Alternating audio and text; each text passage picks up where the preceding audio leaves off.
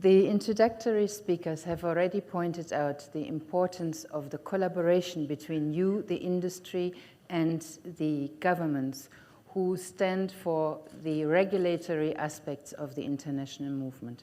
And I would like to take this opportunity, representing an intergovernmental organization, the World Organization for Animal Health, to present to you some thoughts of the other side, the non-industry side. And for all those of you who are not very familiar with what the World Organization for Animal Health stands for and what it does, I would like to start my presentation with just a few minutes on explaining to you the history and the structure and the mandate of the OIE. And how did we get involved? And then how did we come up with the concept, and then explain to you the basics of the concept. The OIE in a nutshell, and I certainly apologize to all of you who know the institution very well, but I thought for the benefit of the others, we shall give you a few words on this, was created exactly 90 years ago in 1924. So we are also celebrating a birthday this year as the Office International des Epizooties, which is where the acronym comes from, although in 2003 this was changed to the World Organization for Animal Health, but we retained the abbreviation. The organization has 178 member countries, which are distributed across the world and in regions. Don't try to do the mathematics here. It doesn't tally up to 178 because some countries belong to several regions. And the OIE is represented in these regions with regional and sub-regional offices. So for the Asian region, we have two offices, the regional office based in Tokyo and the sub-regional office in Bangkok, and all the other offices, as you can see on this slide. What do we do? Actually, I could talk for hours on what we do, but I don't want this, but I just want to highlight the importance of what I call the Bible of the OIE, which is its Terrestrial Animal Health Code. In this code, the animal health regulations for trade in live animals and their products are laid down under the auspices of the World Trade Organization and its SPS agreement. That's a mouthful, but it basically means that if you want to trade in animals, horses included, live or their products, you need to make sure that your animals and the products are healthy.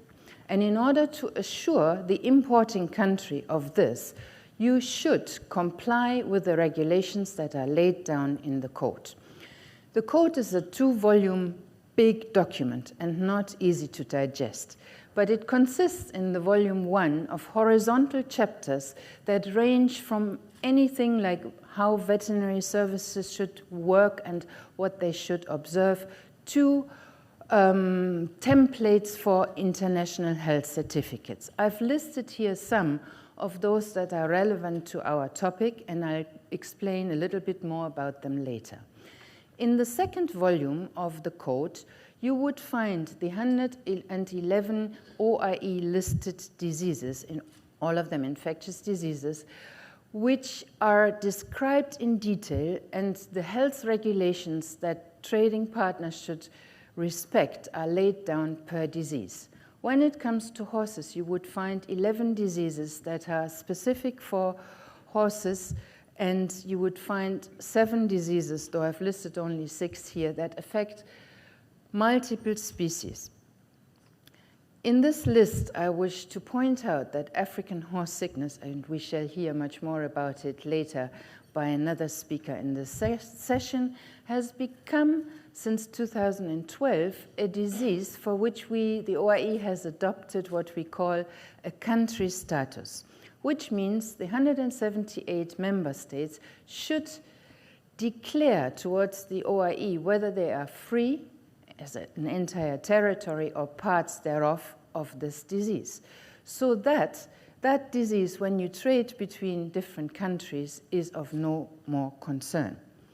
In the second block, you will see that I have not listed Sura, which is of importance in this region, for example, because for now we haven't got a text and a chapter on it, but we are working on it. The sister document to the code is, it's a mouthful, the title, but in short, the manual.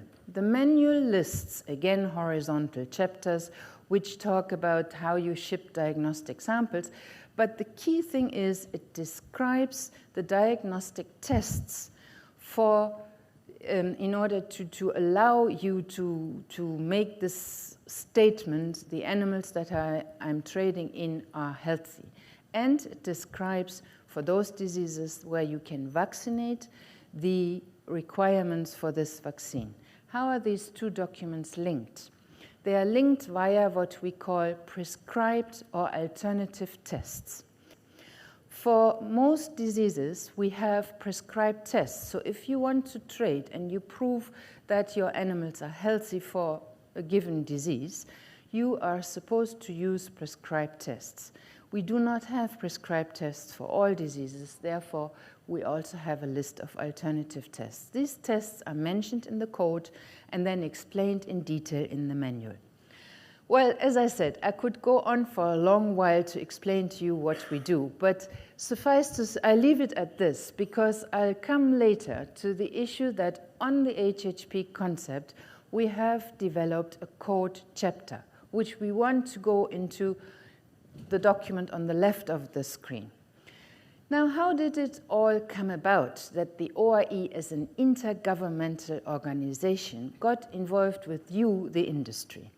It came about because the Pan American Games were held in Mexico in 2011, and the FEI on this occasion organized, well, more of an ad hoc meeting and invited the participating nations to come, and they invited us, and to share what problems they had faced, not only coming to Mexico for the Games, but what problems they faced in general when they were traveling in the region.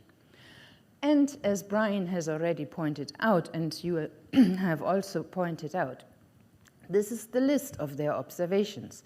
As you said, they felt there was an excessive application of sanitary regulations, some of them inconsistent, that there were differing approaches to quarantine requirements in terms of length, particularly, and laboratory testing. Excuse me. And that they felt the veterinary services weren't giving any priority to equine issues, and that very few countries had temporary importation requirements. They would judge those horses as if they were imported on a permanent basis. However, the Games took place, and thank you very much, Brian. Sorry for this. A lot of beautiful horses came, showed, and won prizes.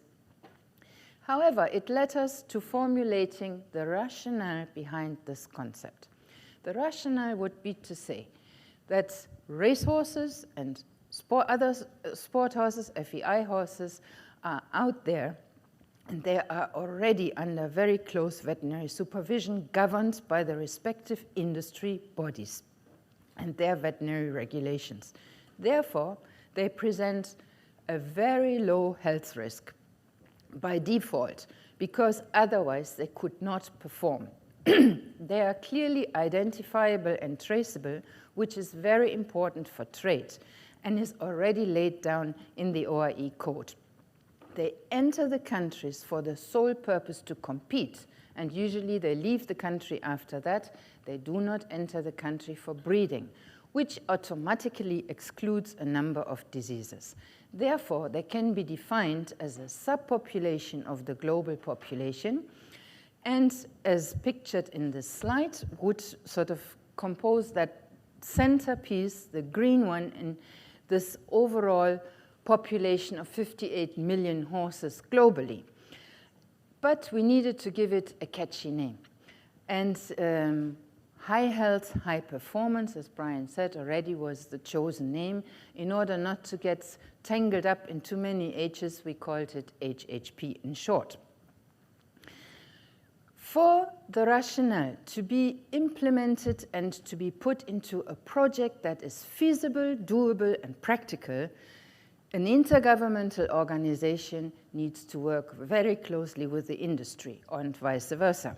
So the key partners were already there, FEI and IFHA, who signed, both of them, a memorandum of understanding with us, the OIE, on this project. Of late, they also joined and formed a confederation which will help this project to proceed as well. And I think this is an excellent example for a public-private partnership, something that the OIE advertises a lot for, but we have not so many very good practical examples, and we hope that this project can really become one of them.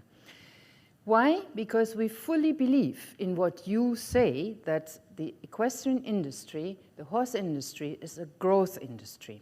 Despite what we learned in the morning in the plenary session, that in racing particularly, the growth is maybe stagnating here and there, but there is growth, and you are much better placed than me to say, but I took this figure of 90 billion euros annual turnover to say that maybe there are countries out there that are still growth countries to embrace the industry.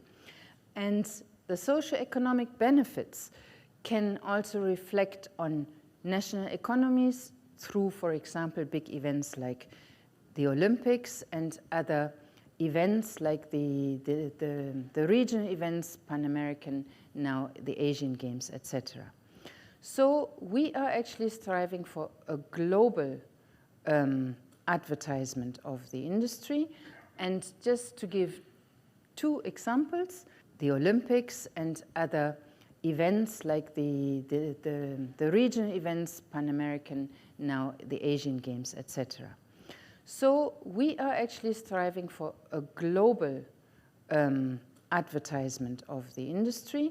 And just to give two examples, and I researched this mainly on the internet, so if we have Chinese participants in the room, please add if I didn't highlight enough that this is a growth industry in your country, termed the sunrise industry, with lots of investment in importing horses and actually building horse cities in which racing and FEI sport can grow big.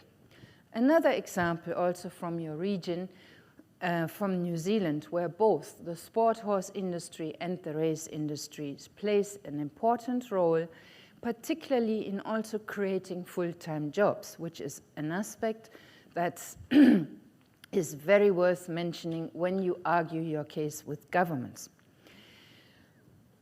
However, if disaster strikes, that is in our case diseases, then the impact is catastrophic.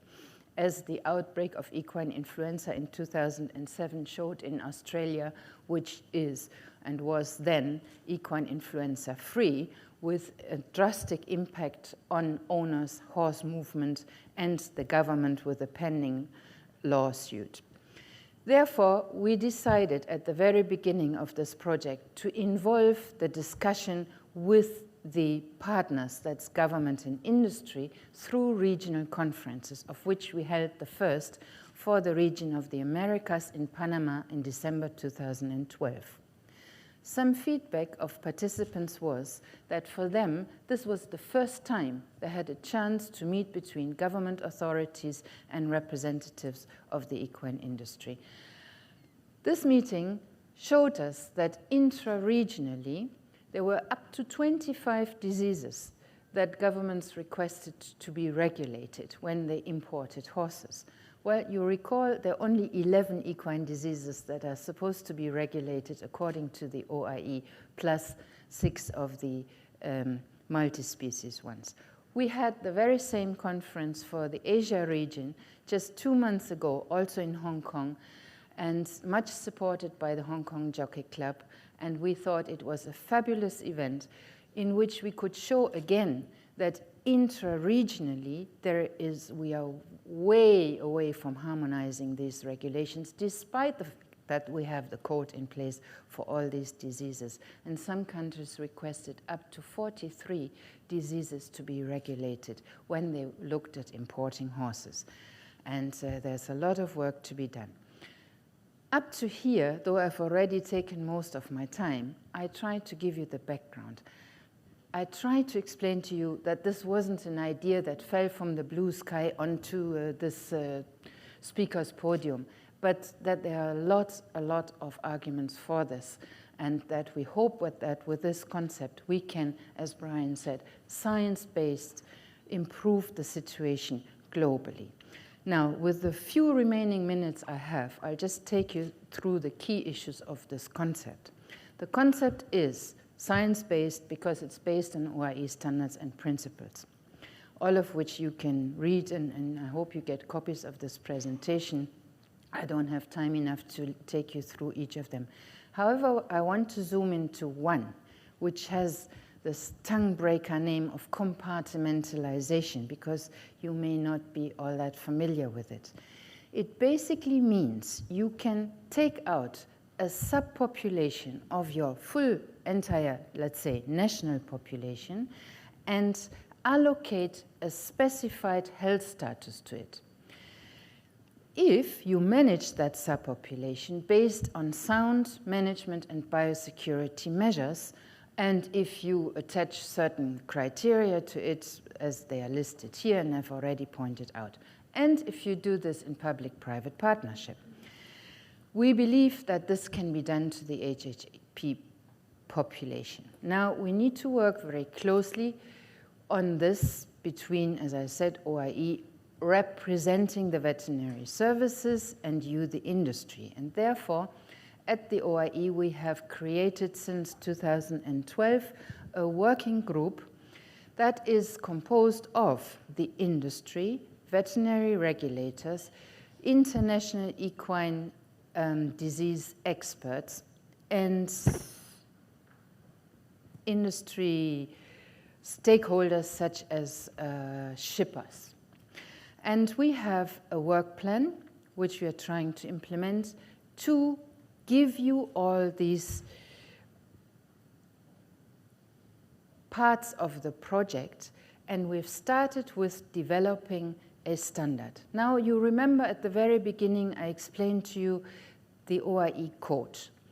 The different chapters in the code are called standards, okay? We have developed a standard, which is a text of not more, in this case, of 1 page, which has been sent to the heads of veterinary services, the OIE delegates of our member states. And it basically, in very simple terminology, lays out the concept. We got comments back from these countries. We have taken up some of the comments, and this text will be presented to the OIE General Assembly in about 4 weeks. If this text or this chapter, the standard will be adopted, we have more or less the buy-in from 178 countries, that's the government partner, to go ahead with this project and to go ahead and deliver more chapters and more details on this concept to those who will be eventually using it. I would have loved to show you this, but it disappeared. We have developed already more details behind this chapter, such as a biosecurity guideline, which covers, here it is. Anyway, this is the code chapter that will be presented to the General Assembly. The biosecurity guidelines, without going through this terrible long text, basically describes the biosecurity measures that need to be applied to the horse at the home stable, the HHP horse, during transport and at the venue, and during transport back. It will also describe the HHP health certificate, and we hope that eventually this will also become a code chapter so that we have a uniform, globally applicable health certificate. If we can get there, I think we will make a huge step towards harmonization of global movement. I would like to finish with introducing an interesting concept that you are very familiar with in this region of what we call equine disease-free zones, in brief EDFZ. It has been applied successfully to the Asian Games that were held in Guangzhou, and you're all familiar, I think, with this map. Horses were transported successfully to compete there from Hong Kong through a corridor, and everything went well. No horse got sick. Everybody could travel back to their home countries. This concept, the OIE has developed guidelines for it. Once the code chapter has been adopted, these guidelines will also become, hopefully, a code chapter. And meanwhile, we are already promoting it. So the same concept of an EDFZ zone will be applied to the Asian Games because the Korean authorities have agreed to also declare the venue where the Asian Games in end of this year will be held an equine disease-free zone. And I would like to finish with saying that some countries have now really understood the system, and we recently visited Azerbaijan, who wished to declare a peninsula as an equine disease-free zone in order to beef up racing and FEI sports in this zone. And with this, I come to my conclusions, saying that in this discussion with governments, please always remember to point out the clear socioeconomic benefits that can be gained by expanding the equestrian sports, also in non-classical countries and regions. We take our task to work very closely with the veterinary services and to explain to them that the OIE standards are also valid for horses and not only for trade in cattle and other livestock, which sometimes some governments look at it like this, and that their compliance with OIE standards, particularly when it comes to reporting on infectious diseases, is extremely important so that credible health certification can be issued. And we also advertise with them to engage more in public-private partnership in view of implementing, hopefully successfully, this project. And with this nice photo from the Kentucky Horse Park, I would like to thank you for your attention.